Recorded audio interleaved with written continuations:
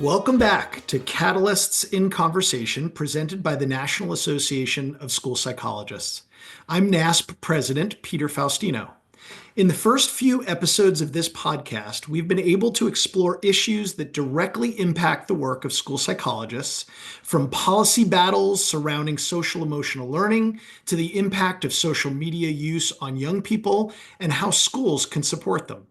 Today, I'm excited to discuss another topic that is incredibly important for school psychologists in our efforts to serve youth, families, and schools. That is mental health advocacy. As we all know, our nation has been experiencing a mental health crisis, especially since the COVID-19 pandemic. And young people have been deeply impacted over the past 4 years.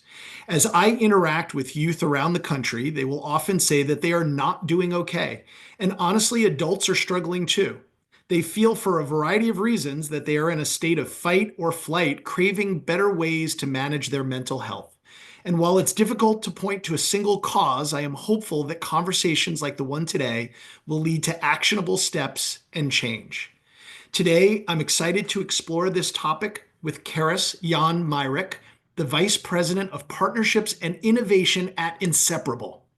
Inseparable is a growing coalition of people from across the country who share a common goal to fundamentally improve mental health care policy, to take care of ourselves, our loved ones, and our communities. So, Keris, thank you for being with us today. Thank you so much for inviting me. This is so exciting. Yeah, I feel it too. So thank you. I would love to start just by learning more about you, your story, and what brought you to this work. Yeah, so thanks for asking. And when I think about this question, it's almost like asking me, um, I don't know, it's like asking me a big question that sometimes I don't even know how to answer, right? It's like, how do you solve world peace? Or tell me why you're interested in this job. It's All of like the reasons, right? Yeah. right? It's one of those big questions. So I wish it were something like big and sort of pivotal or catalytic, as you say. But I think honestly, it has to do with sort of being seeing people who are hurting Hmm. and then continuing to see it year after year, decade after decade. And I am a very action-oriented, problem-solving type of person.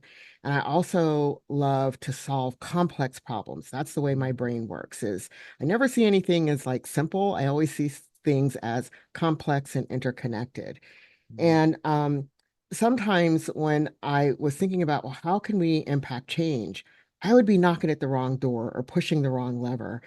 And I found that sometimes the secret sauce is in policy. I was like, Hmm. policy? What's policy? I don't know what policy is. And I Hmm. would ask people to help me and mentor me. And I could see that change could happen when a policy was changed because there may be something that may be the barrier to, for example, a school psychologist being able to do their work or a person being able to get the services they want when, where, and how they want them. That there's some weird policy set in some weird place, right? It has nothing to do with how people work. And I was like, you know what? I want to be a part of that. I want to be a part of that change. I want to learn more about it. And I also want to be a part of making those changes, particularly in mental health. Oh, I love that. I'm a bit of a policy geek myself, but I was not always that way. I used to swear that I would never get involved in politics or policy, and then I realized that there are people making decisions that affect my life, and I probably should speak up and get Yeah. involved. So, Yeah. yeah. I said I would never work for the government ever. I'm like, the government? Why would I work for the government? That's so restrictive as I get a job with the federal government. Right.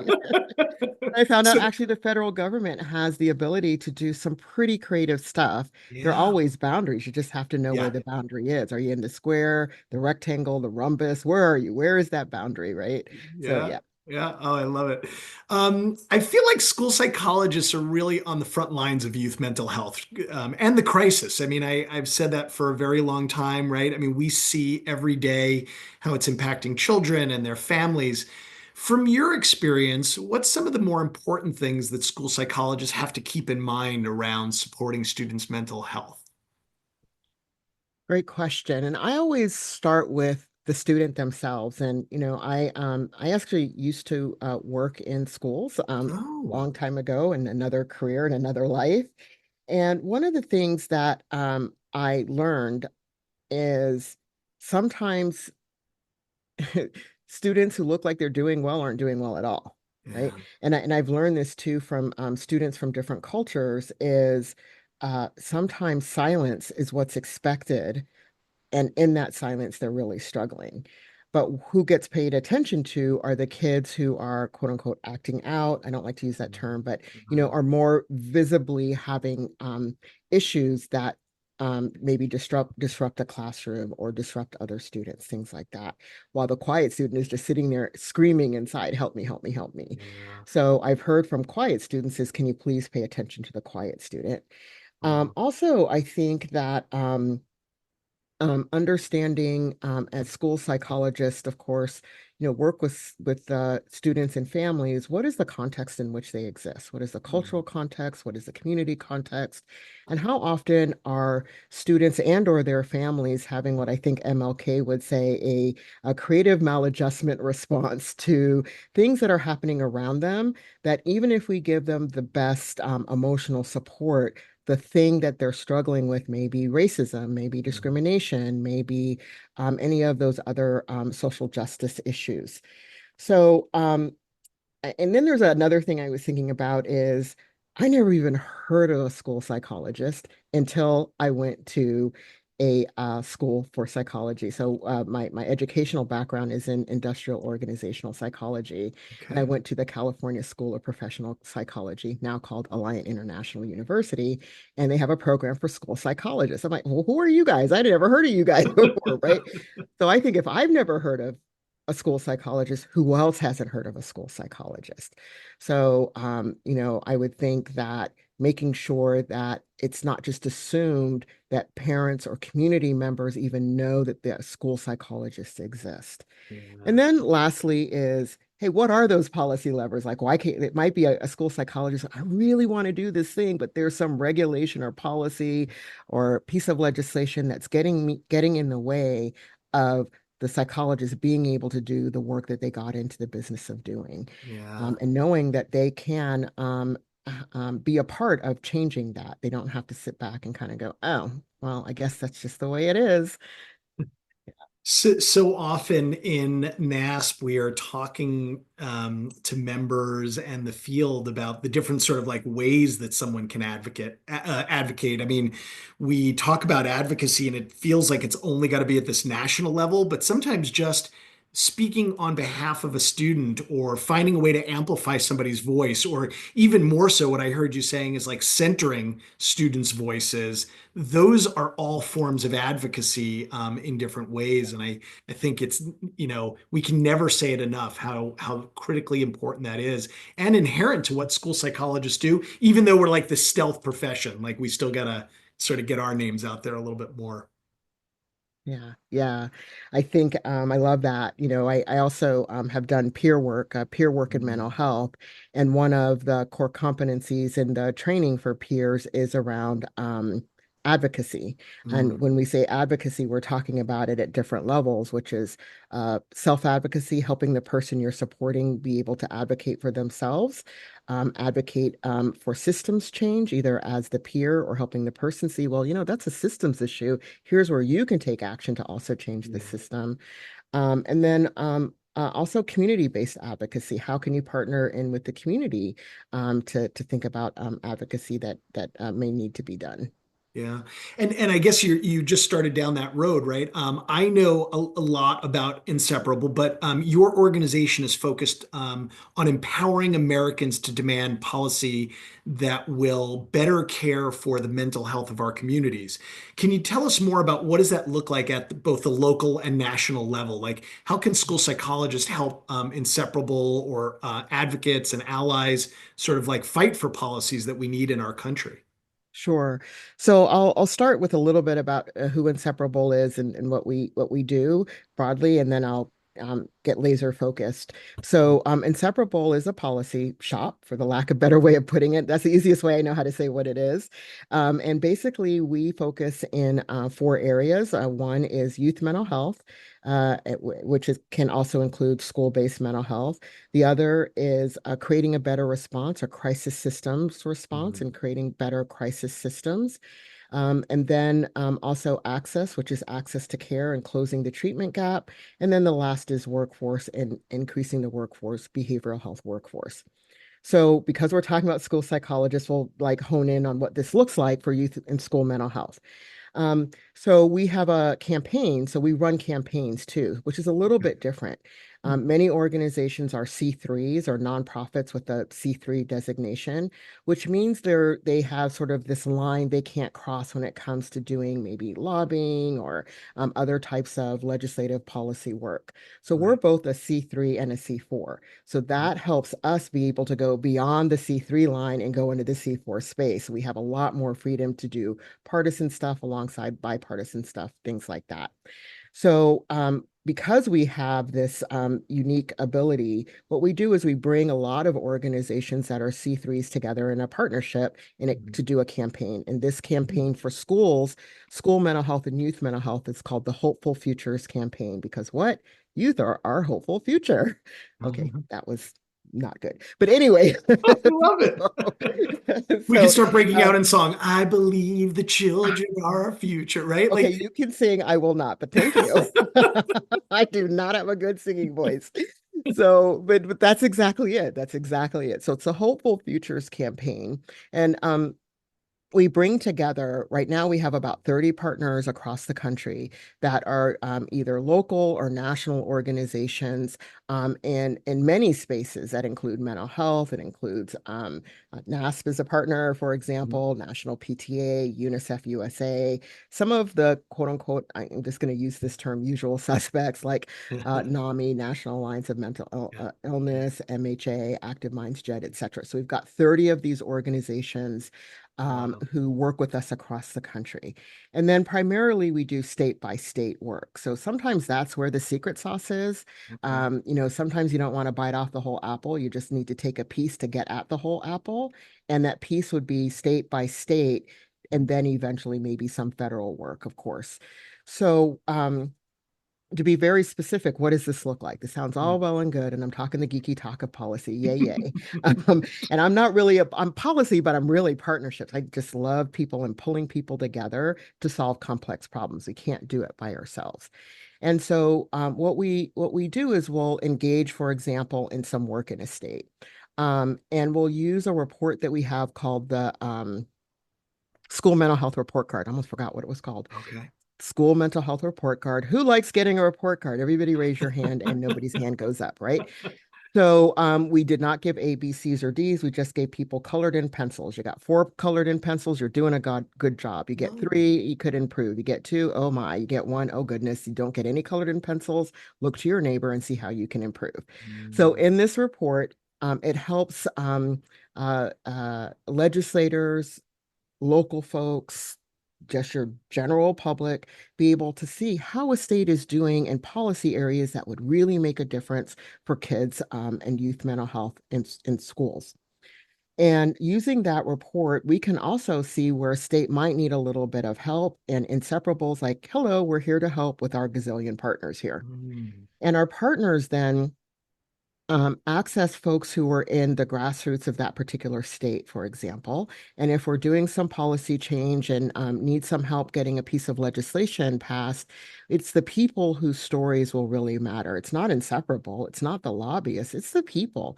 It's the families, the students, the school psychologists, the people who are on the ground who are impacted by the piece of legislation that will improve the life of our young people.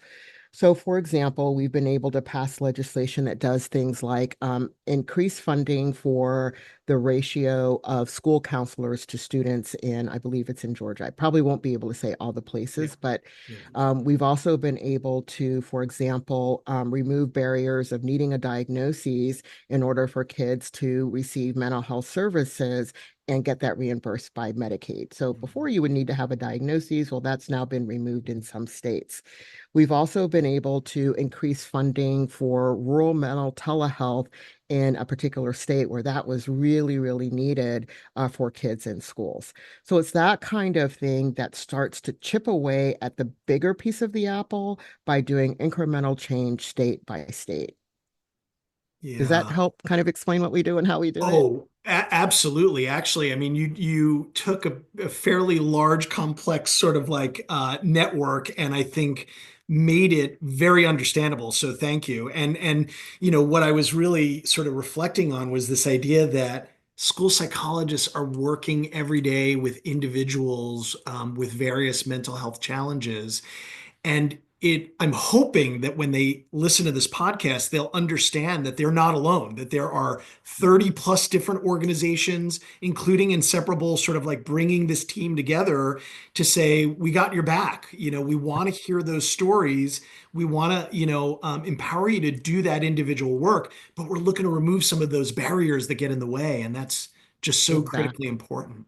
And you said something about we want to hear the stories. We've just started a story bank as well. And Oh, so, if there are folks who are listening to the podcast who have a particular story about, and I will say I talk about the yippee and the icky, right? So, the struggles and the triumphs. So you can have both. But so if you want to share a story about this didn't go well, and I really want to see change happening either in my state or at the national level, you can actually put your story into that story bank that can be used with Inseparable with your permission. Of course, you're doing it with your yeah. permission and consent. And we might send that story out or post it elsewhere for legislators, policymakers, regulators to hear.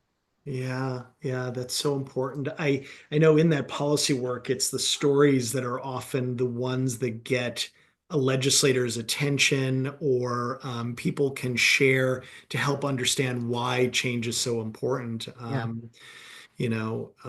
Yeah, this the work you're doing is so important. I mean, school psychologists, I know they want to be the trusted adults in the lives of children. I mean, it's a word we use a lot around trust.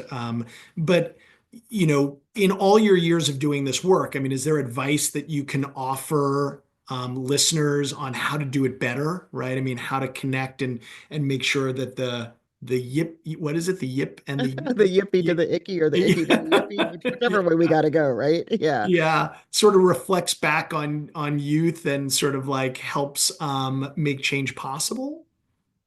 Wow, that's such a good question. I mean, trust is such a thing, right? So I guess I can tell a personal story here. It didn't happen when I was a youth. It happened when I was an adult, but Mm. fair enough to say it was a lot about trust. And I was having a hard time. I have my own lived experience of having a mental health diagnosis, and the conversations I was having with the therapist were very like surface level. How you doing? Fine. What'd you have for dinner? Chicken. It was like nothing really deep. And I'm sitting there like in this like turmoil inside, and we're having this really like conversation. And finally, I switched therapist, and the therapist stopped the conversation, which it really wasn't a conversation. It was just weird what it was. I mean, it was a weird. It was me not being able to go deep because I really didn't know how to. And he leaned over and he said, "You don't trust me, do you?" And I was like, "No, actually, I don't." And it was the first person who ever asked me directly, "Do I trust them?"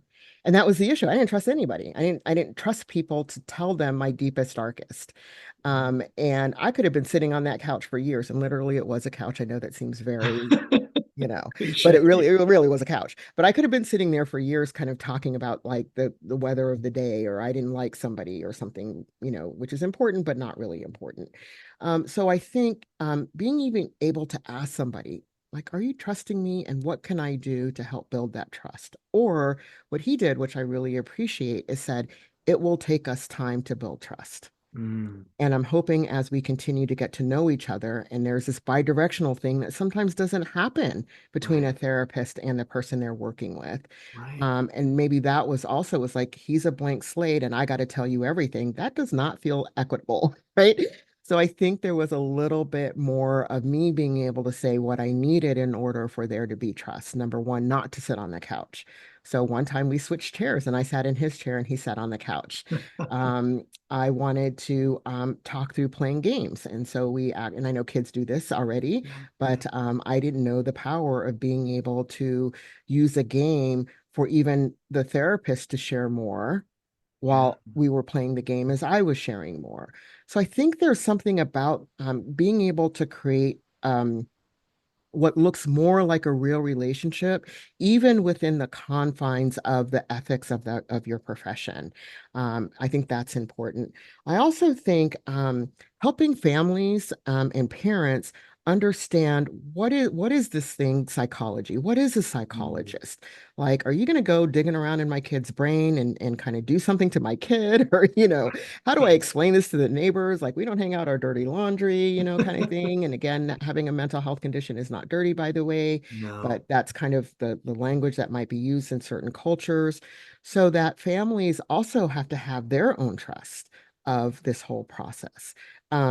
And being able to explain to them and or community members, like maybe to a church community, what is yeah, a school psychologist? What do we do? How do we do it? How do we support the family? How do we support the student? What is our role? So that there becomes trust of the profession broadly. So I think there are a couple of things like that that have nothing to do with policy, but yeah, maybe just have to do with, of course, meeting people where they are and then helping people understand exactly because it's kind of like the Wizard of Oz, right? yeah, Sadly, like psychology and psychiatry is behind the green curtain, yeah, and you don't get to see behind the green curtain. And so, yeah. being able to kind of see behind the green curtain can also that transparency, I think, can also help build trust. Yeah, no, I really appreciate that. I think we are having more open conversations than I have ever experienced in my career. But there is still a stigma that is alive and well in too many places. And I really appreciate your advice, both as a psychologist and this as your, full-time work, and the lived experience of that. Because I think if I hear one more time when I talk to somebody about what I do and they're like, "Are you analyzing me right now?" And it's like, no, that is not exactly how this works. Those reminders you gave, I think, are so important for school psychologists. Too often they're, I think, overthinking, how to engage in this. And sometimes we might just have to ask those questions, have those like sort of push through the discomfort a little bit. I'm hearing you say, Yeah. right? I mean, Yeah. yeah, please.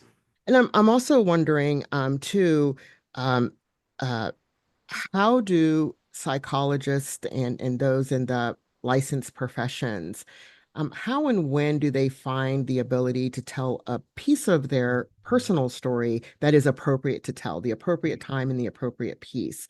Again, thinking back to the same therapist, when I said, well, you have no idea. You clearly don't understand. You'll never understand. You are not Yeah, living this experience.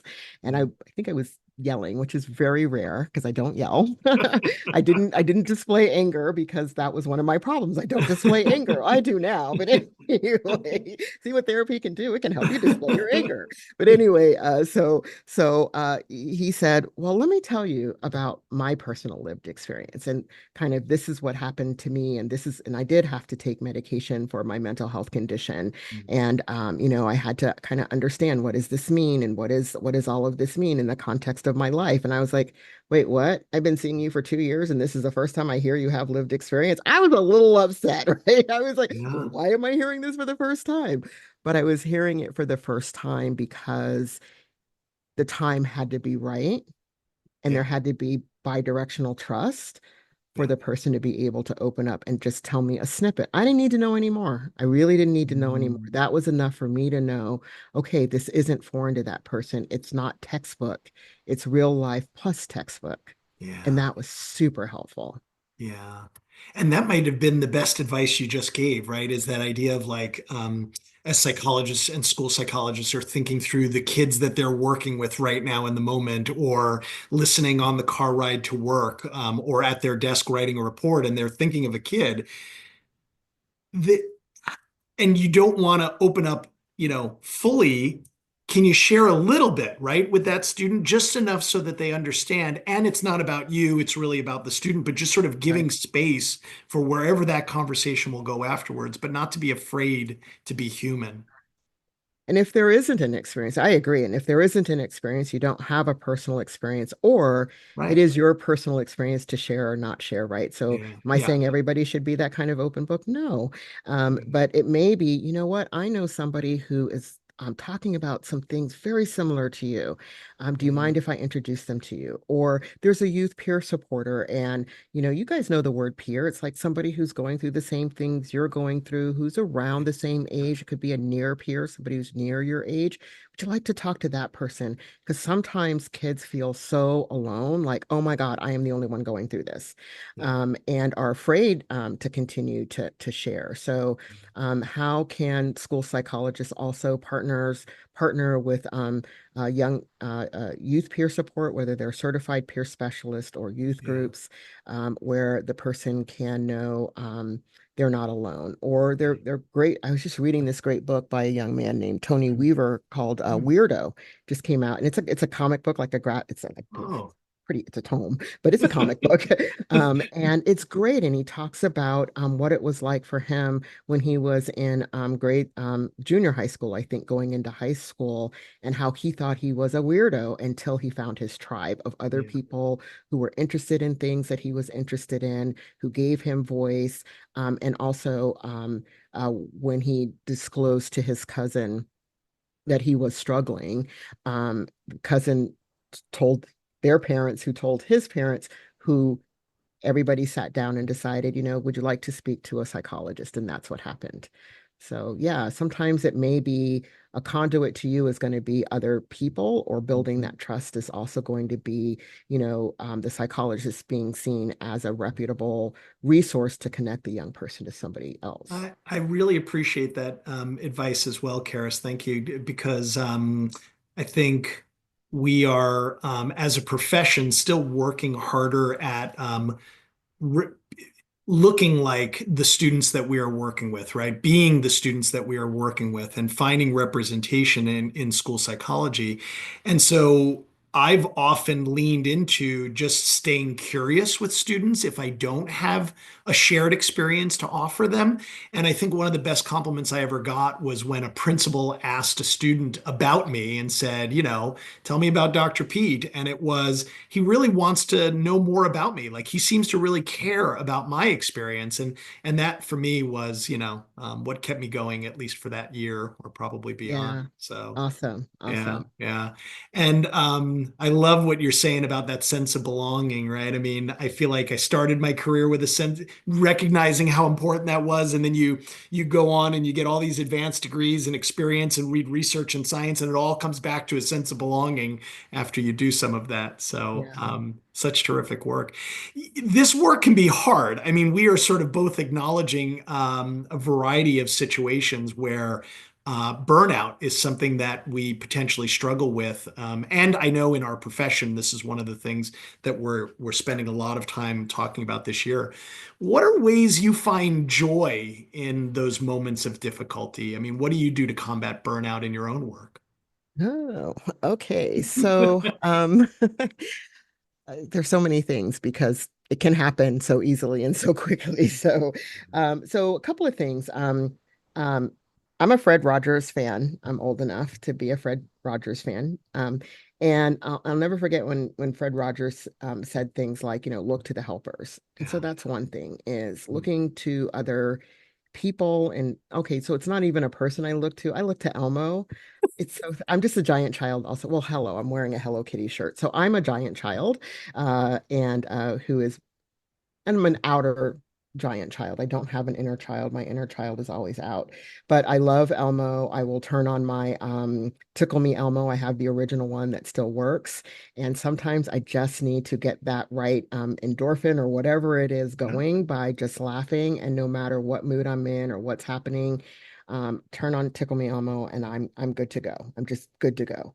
Elmo, Um, if you're listening, we're saying thank you. right. And I also do kind of other things. I really get excited when I see change happen. right? And Mhm. so sometimes change takes a while to happen. Well, it does take a while to happen often. So I try to find a positive story. I try to read a positive story. So we can doom scroll social media. I don't want to doom scroll social media. I want to do the yippee scroll, right? And I want to scroll and I want to find exciting stories, or I want to find somebody saying something positive, or that's how I found the book, by the way, by Tony Weaver. I was like, weirdo, what's that about? Right? Like, Yeah. that's up my alley. I'm a little weird. Right? And it was just such a good story. It was a hard story because there were some hard truths in there, but it was told so beautifully and told about community and family and supporting each other. It was just that kind of stuff is a good self-care. Also, embracing the power of no. No, I cannot do that. No, thanks for asking. No, not today. Because I'm usually a yes person. I'm a pleaser. I try to please people. I feel like I let people down if I don't. But I found out how to say no. And that is just like I know how to do yes and I know how to do no and. No, I'm not able to. Let me connect you to somebody who can. Can we schedule this for another time? Oh, you need it right away? Okay, is it all right if I connect you to somebody else? Or here's a resource you could use. So it doesn't have to be about me doing it. It can be about me getting the person to something so that they can get it done. It just won't be me. So I have really embraced the power of no, and also understanding where my boundaries are, whether they be value-based boundaries or just real boundaries. And I stick with them and I help people understand, well, this is sort of where my boundary is. But that's a hard pass for me. No, can't do that. Right. Yeah, and then also where I work, wherever that is, trying to create a mental health friendly workplace Mhm. because we spend a lot of time at work. So it should be a place where also we can mind our own mental health so that we can be present to be mentally prepared and be fully present to help other people, especially in the helping profession.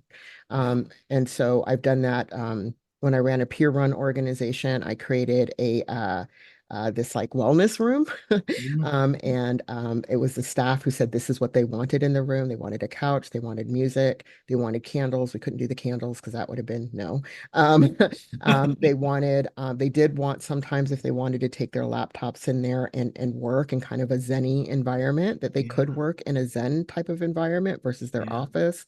We got rid of the fluorescent lights. And that is kind of what we created. And they sort of created the space. We changed the color of the wall, the paint of the wall. And I was able to also do this at the federal government, which, who Oh, would wow. know that you could do Wow. that? We could not buy anything, right? Right. So we had to work with what we had.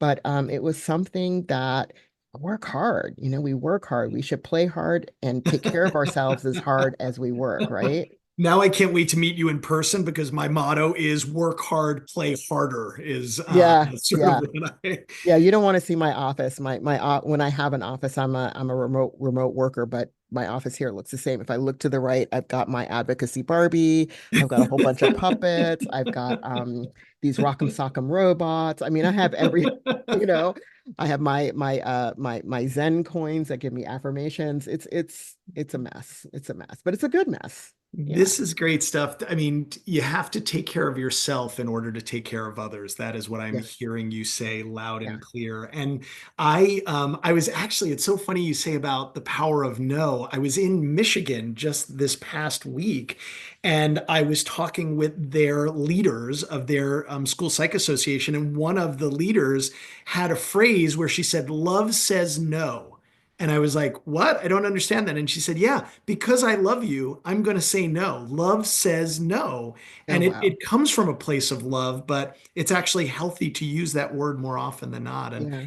I'm Yeah. still struggling with it, but I think you Yeah. motivated me. I think you motivated me. Yeah, and I want to say one other thing about no that now that we're here on the no word. Um, and again, this comes from being in therapy, et cetera, and receiving services. Um, Taking the time to understand when someone says no. Hmm. Is it a no to you? Is it a no to the treatment? Or is the no something else? And I find a lot of times the no on the side of the treatment team, I'll just put it that way, is about the person in receiving services getting to somebody else's yes, Mhm. rather than us sitting with the person's no and really deeply understanding what does that no mean to that person? What are they really saying no to?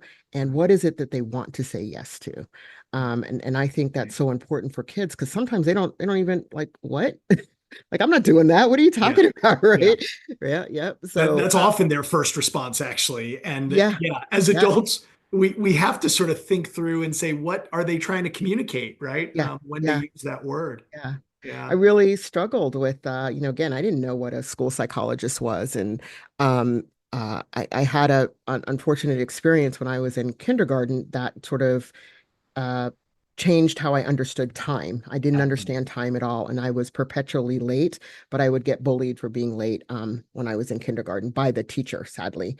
So, anytime I'm late, whether it be going to school, going to work, going to an appointment, I have like super high anxiety. But in the past, it would be so high I couldn't even walk into the room. And one of the teachers actually recognized that I was struggling with something, and I would sit outside the classroom. And this is when I was a child. I would sit outside the classroom and cry, and she couldn't understand like what was going on. And she, oh, come on in, it's okay. And I just couldn't. I was just like almost frozen. And she would sit down on the floor with me and just kind of help me get in inch by inch by inch and just sit with me and be with me the whole time. So I think she understood when I was saying no, I really literally couldn't do it. And so just being able to work with me at my no in order to get to what I really did want to do. I did want to go into the classroom. I just couldn't. Right. And we were never able to unpack at that time what was going on. We didn't unpack it until I was well into my 30s. But I think that's another thing when we were talking about trust and no and all those kind of things that just sitting with someone and just being in their discomfort, because sometimes it's uncomfortable to say no because you really want to say yes to something. Yeah. Really appreciate that story. They're such, again, reminders about the work that we do and the way we approach youth around this topic. I don't think we can ever hear it enough. So, Keris, thank you. You're no stranger to podcasts. I'm very new at this, but you host a podcast of your own titled Unapologetically Black Unicorns. Can you share a little bit about that? What topics do you Yeah. explore in your conversations, and Yeah. how do people access the show? Who do you engage Sure. with there? Yeah. Sure, sure. So similar to you, I'm a person who, though I am naturally very, very shy. Oddly, everybody says, "No, you're not." Yes, I am. I'm naturally shy, but one-on-one, I can have intense and incredible conversations with people.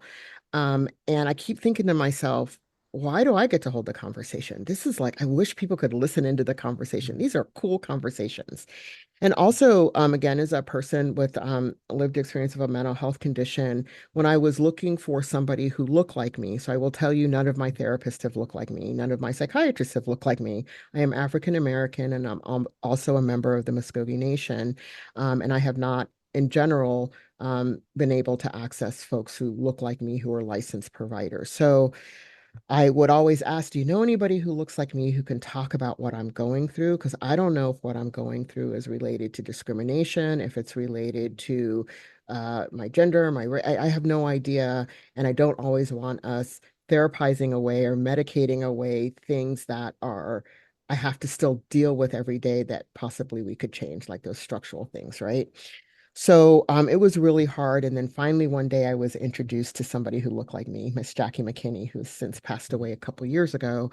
But that was a pivotal moment to be able to talk to somebody who has been through what I have been through, and to see what she was doing. This is before I was still on disability at this time, where I could see the possibility. It's like, oh, like my parents told me, no matter your diagnosis, you can do whatever you want. No matter your skin color, you can do whatever you want. We will support you.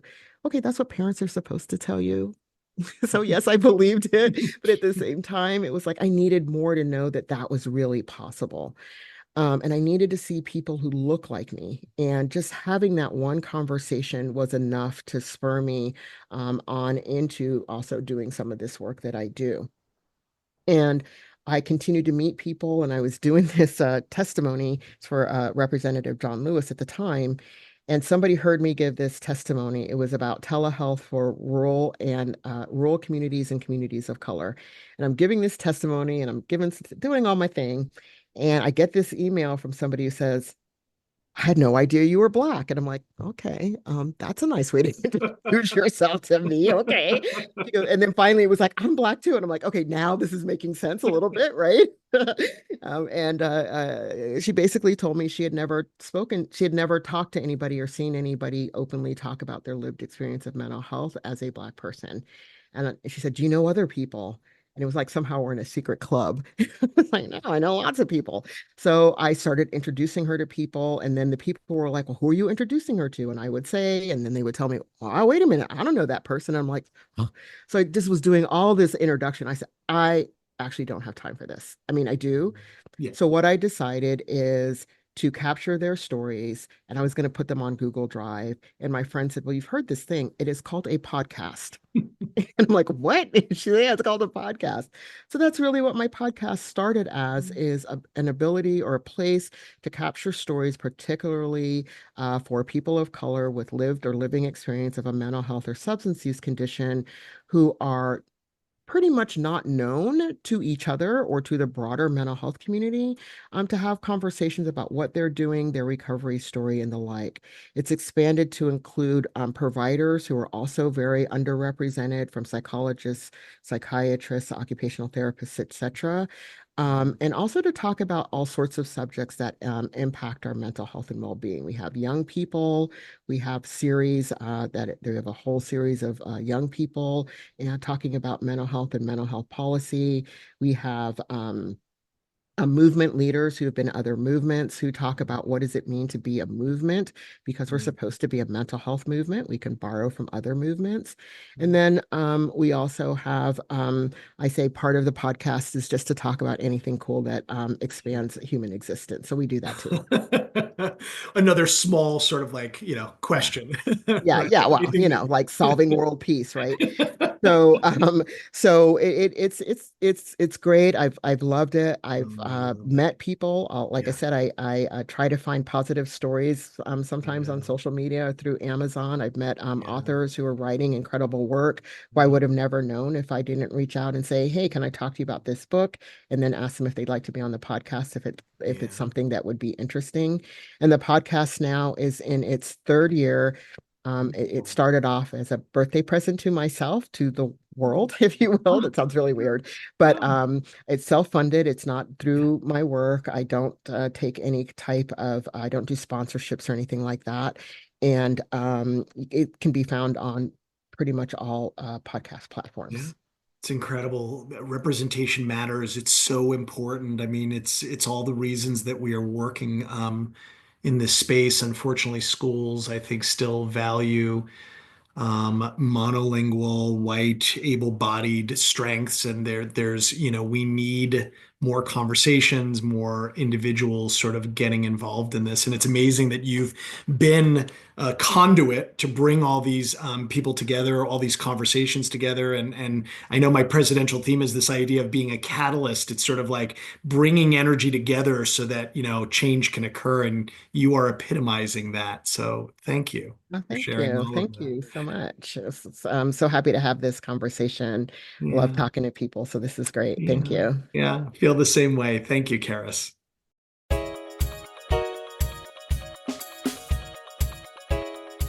Thank you again to Keris Myrick for this incredible conversation.